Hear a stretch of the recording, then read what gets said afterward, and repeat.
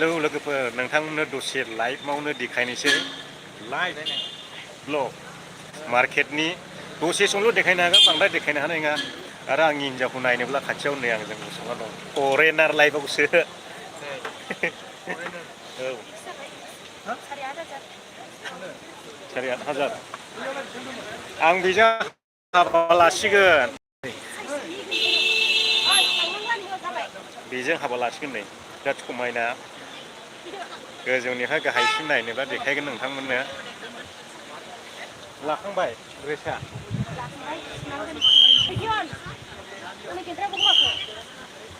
हाबानि ड्रेस लांफैदोंमोन लोगोफोर इयावहाय दा लाखांबाय सारि आट हाजार लाबाय होनदों नामा सारि आट हाजार लाबाय लोगोफोर हाबानि ड्रेस नैबेबायदि नैबे ड्रेसखौ नायदो बेखौनो लानानै थांफानोसै आं आयु आदाया ओमफ्राय नै सासे एसके बड' ब्लग आयौ आदाया गोबां मानसि दंखायो नै ओजोंहाय दा जों ज' बेरायदों हानजा हानजा माखासेया सिङाव लागासिनो दङ दा जों गेट मोखाङावहाय दङ आरो फ्रम बड'लेण्ड रिजन हाय हेलौ समल' देखायनाय जागोन दे नोंथांमोननोहाय बांद्राय देखायोब्ला दा बेटारिया आंना थोनाय नङा चार्जआ आरो ओरै सासे दंबावोसो नै माबायदि नुयो बांद्राय जौद्रायलै आंनिफ्राय एसके बड' ब्लग मा होनदों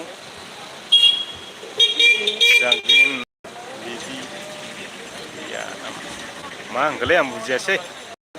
एसे साइडआव नोंथांमोननो देखायनो दे बेक केमेरा वाव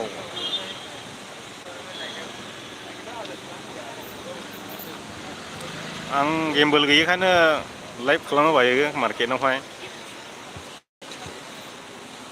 मा होनदों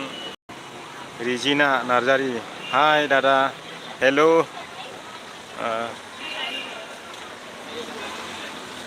जोंनि ग्रुप आरो लागासिनो दङ नै बेबायदिखौसो गानहोनांगौलै हिनजाव गोदानफोरनोहाय बिहावफ्रा हाबायाव गादलेनानै गोलैलायनायनि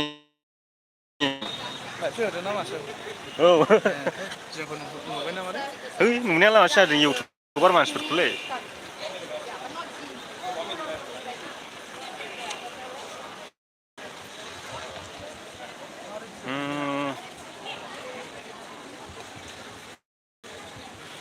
ओरैबायदि सान्दुं गोसालै मोदानजोबो एसे देखायबावगौमोन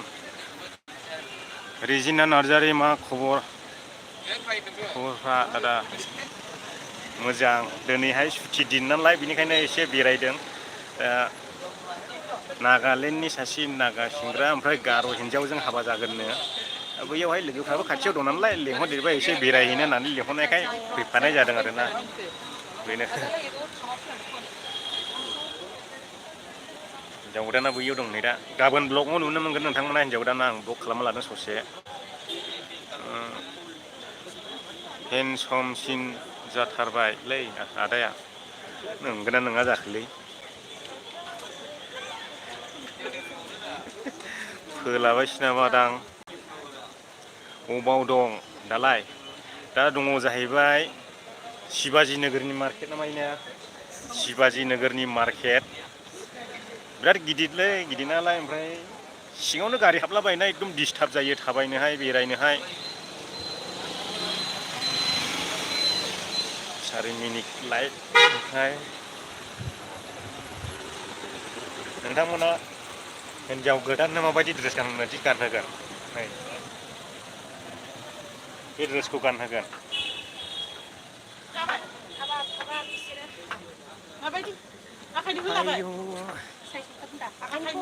डिउटि गैया नामा सार गैया दिनैहाय सुथि माने सुथि माने हटेलानो क्लस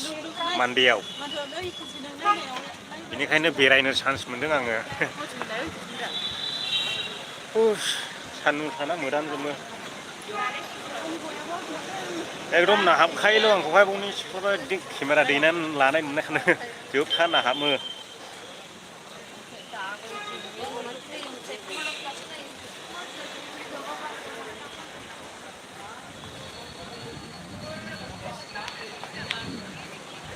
24,000 नुबोयो हनै हिन्जाव गोदाननि ड्रेसा बै गुफुरना नुदोंना लोगोफोर नैबे गुफुरना बैयो 24,000 नुदोंबाय दे फुदुंलै आदा मुसुखाखौ आंखौ फुदुंनो थांखोना माखोरा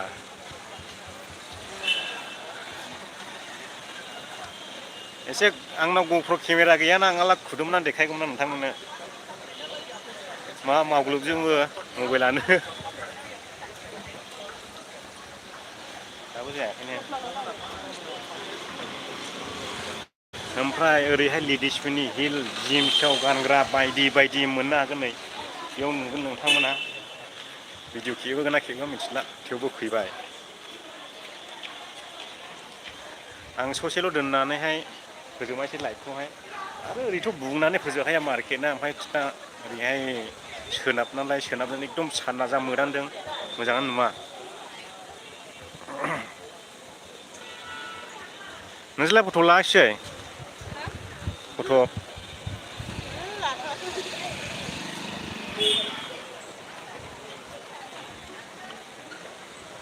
हिन्जाव गोदानजों लाखांबायलै आं मोनथाम मोनब्रै औ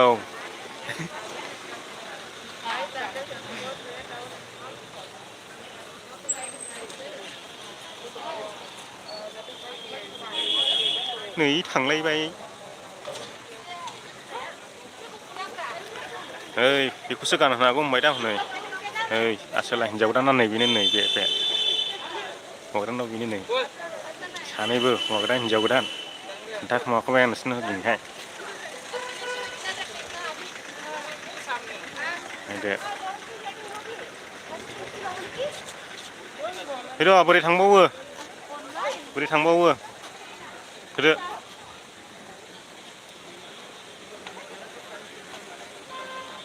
मा होनो गुबुं ब्रह्म बाहा दं दा ब्रदार नोंबो थाब लादोलै सार हा हानिया थांबायरा ड्रेसा जानो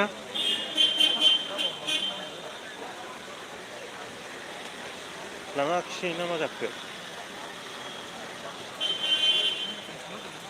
जानो बाव लांखो ना माखो हा सिख्लाफोरनि हिल सेन्देल ना मा होनोमोनलाय बिदिखौ नै आफा गोजौआ सयथिबो फाग्लि जालायखागोन सिख्लाफ्रा बरिया देखायना होनोसैलां फाग्लि जायाला गलालै एबार ओइ फट' खेबना लालाय बिरजन फट' खेबना लालायखौ दा थामेल्सआव दोनहाय सिख्लाफ्राखौ एसे लक खालामदां साला दामा खिन्थु 10,000 20,000 30,000सो दे 10,000 20,000 30,000 औ फट' खेबनानै लाखौहाय नायनानै लादो औ मा औ सेन्देलखौल' फट' सेंग्राफ्रा माबायदि नुदों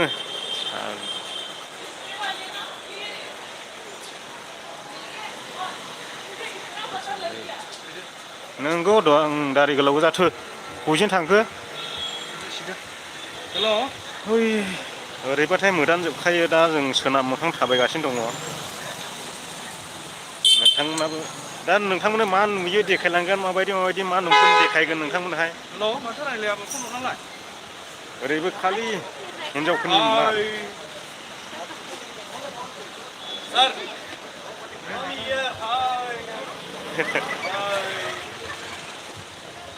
सोरबा सोरबा हाय हाय लाहरदों आंथ' इडिटिंखौ नोगोबाय आङो समबो थाया बांद्राय इडिटिं खालामनो बेनिखायनो बे हागोन नामा बबेयाव जोंलाय गोरिब मानसि जों हाबनोबो हाया दैनायनोबो हाया सेरनायनोबो हाया बरिया दं बरिया साफा साफा दंलै नै सिख्लाफ्रा होलांबाय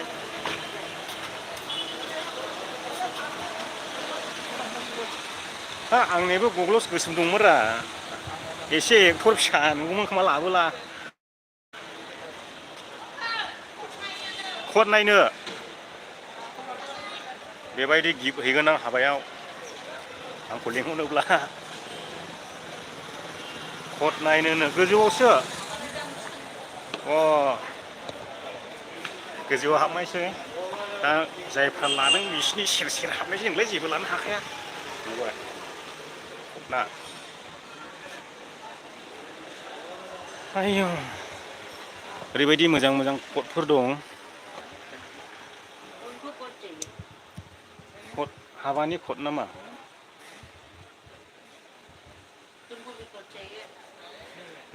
सात नहीं है सात में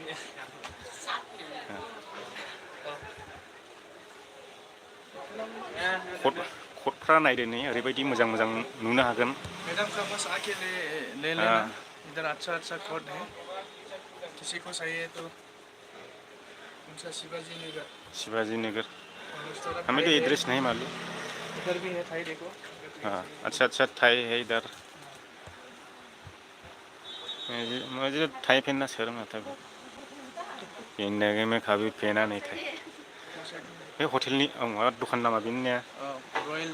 रयेल ग्रामीण ओरै नुगोन जोंनि मेदामा दखानदार मेदामा बेनो नै आरो बायदि बायदि गस्ला लंपेन्टफोरखौ नायनो हागोन ब्लग कर रहा है सर ब्लग कर रहा है ऐसे ट्रैवल ब्लॉगिंग कहीं भी जाता हूँ कहीं मार्केट घूमता हूँ ब्लॉग करके डालता हूँ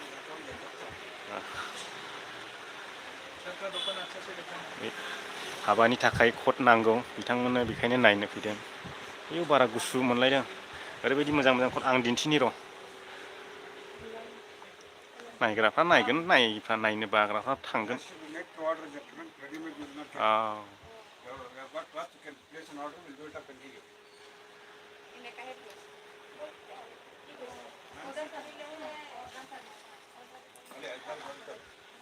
हुई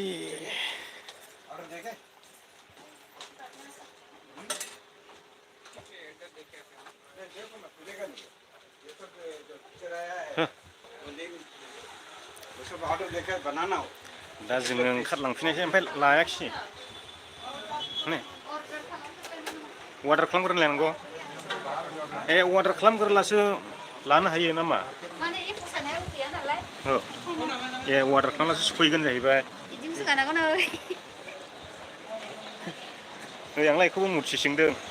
आंनि मबाइलखौ नों लादोंमोन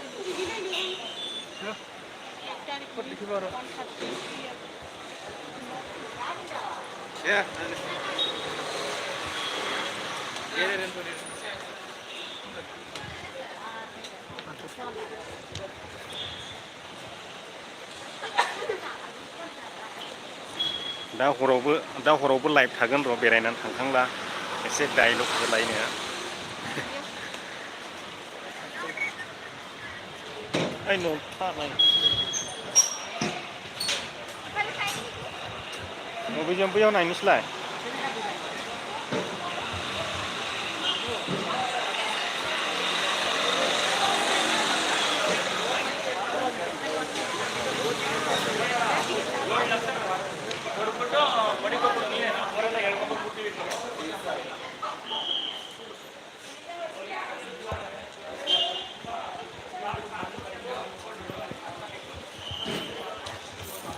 Itu naiknya dan lah.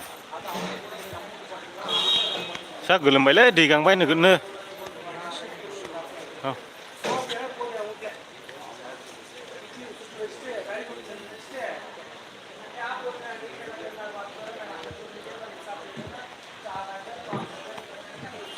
Masih शादी करोगी masih शादी करोगी माखासे सिख्लाफ्रा हनै साफा साफा हगार ओरैहाय होनां खेबनाया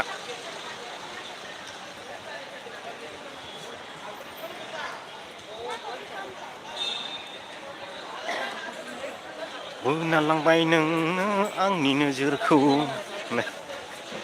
खावना लांबाय नोंनि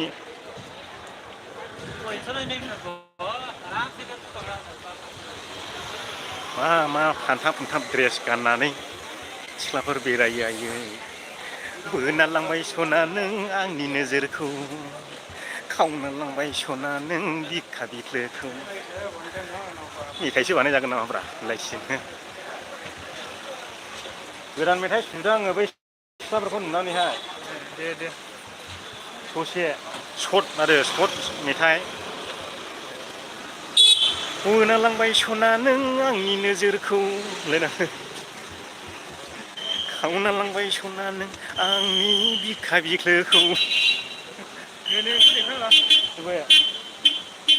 बेफोर दाम खमनिलै बिदिखौ बारा नाया सिख्लाफ्रा दाम गोसा गोसानिखौसो नायो सोरबा हाबा जाखानाय हौवाफ्राबो फिसाइफोरखौ दाहार लालायनानै बायहोग्रा दङलै आजिखालि गोसोआव लाखा सेंग्राफोर एकदमबारे बेनिखायनो साननै हयै हाबा लाखा दानि दिनावहाय सोरबा बायदि हिनजावफ्रा ओरैबायदि ना एकदम गैयैखौ नुखानानैबो ओरैबायदि अख्रा फिसाइफोरखौ फैसा दाहार लाहोलायनानैहाय बिउटि पार्लाराव हाबगोन खानाय स्ट्रिक बोजागोन गोजौ सेन्देल हेल्स ना मा होनो बेफोरबायदि बायनो थिनगोन आं गैया नुस्लाबासै बबे हाबैखो ओरै हाबखो ना ओरै हाबखो ना ओरै थांखो नोजोरा आंनि बैयावसो दंमोन ना मेथाइ दानखांब्रबनायावसो बै दै गांबाय नोगोदनो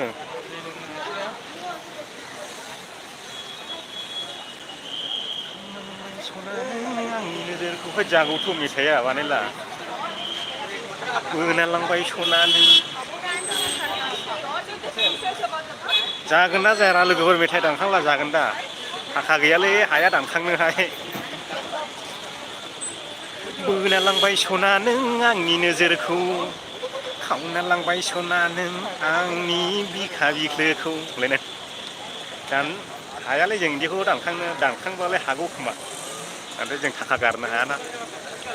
जोंनिया खुगाल' ओरैनो सर्ट आखाइ रुइबायलै आं दोनथ'सिगोनसो लाइभखौहाय दा नायग्राफ्रा नायगोन सर्ट मिनिट जाबाय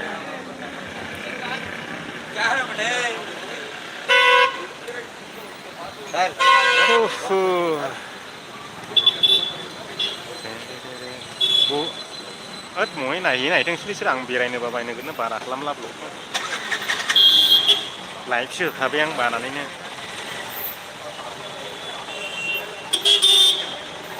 बे केमेरानिखौ ओरैहाय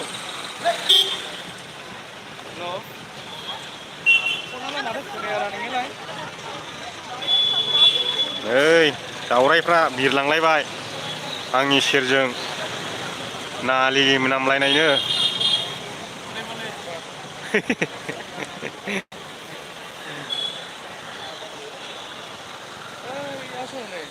महाय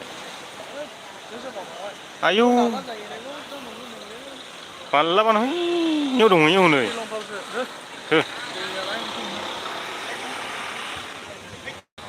एकदम दखानानो दामि गोजा ओरैहाय मोनसेबो माबा गैया ओरैनो मार्केटआव दा फैनाया लेट जादों जों फैनाया गोबां लेट जादों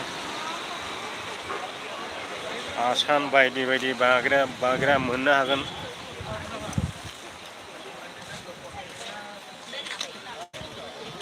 दोनैहाय लाइभआवनो फुल ब्लक खालामबाय ना मांलाय गैयालाबो 20-30 मिनिटसो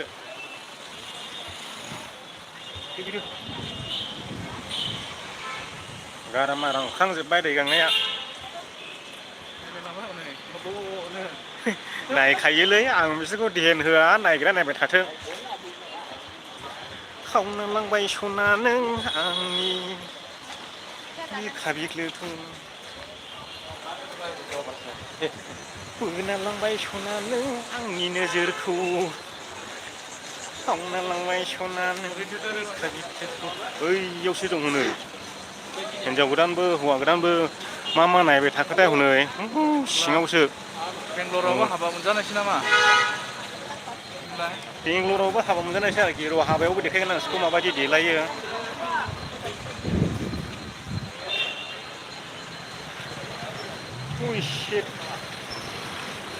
नै माथो लांदांसो बेलाय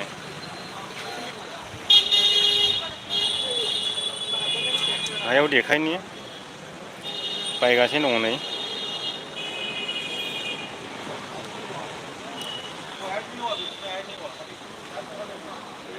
माथो सिख्लाफ्रानो गैया बुंनाया मुसुखायालाय ओरै नायदो जों पार्किंआ जों एवहायमोनलाय जों बै सिङावनो दोनदों पार्किं बै माबा सिङावनो दोनदों ओमफ्राय बे ओरै थागोन खोमसिबो नुहांबायलै एसे दासिमबो मोनायाखै मोनानायालाय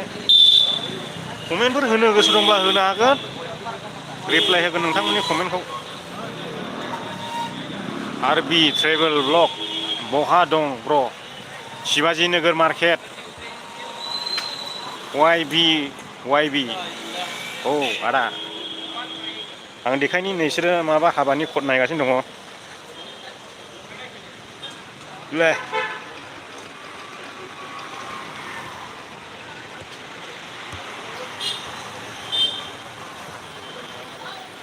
नायग्रा बारा गैया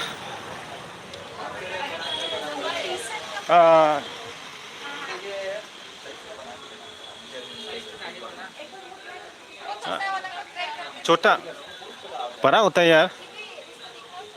ये तो बहुत बड़ा देख रहे हैं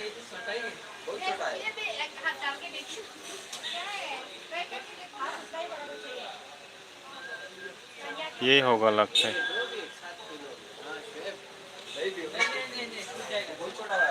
छोटा है चांदी का कोट चाहिए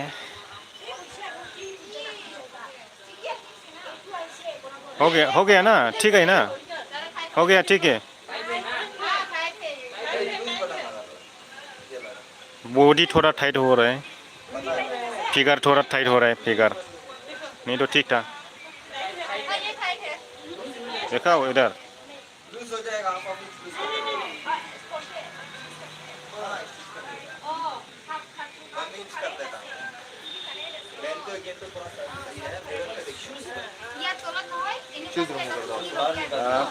शूज गान होबावानो मा दखानलाय लेवरा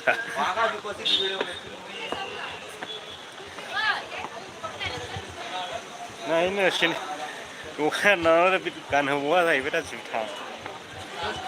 जुथा गाननो हाबावानो जुथा गाननो हाबावा जाहैदों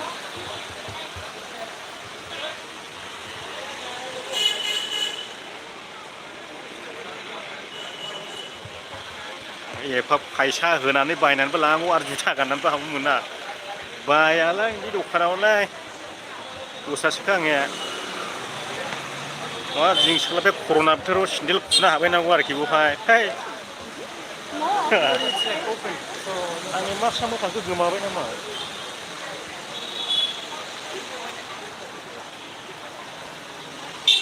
लाइटमाखौ आङो दोनथ'नायसै दसे सम दा मोनायाव फैफिनगोन 10टा 9टासोआवहाय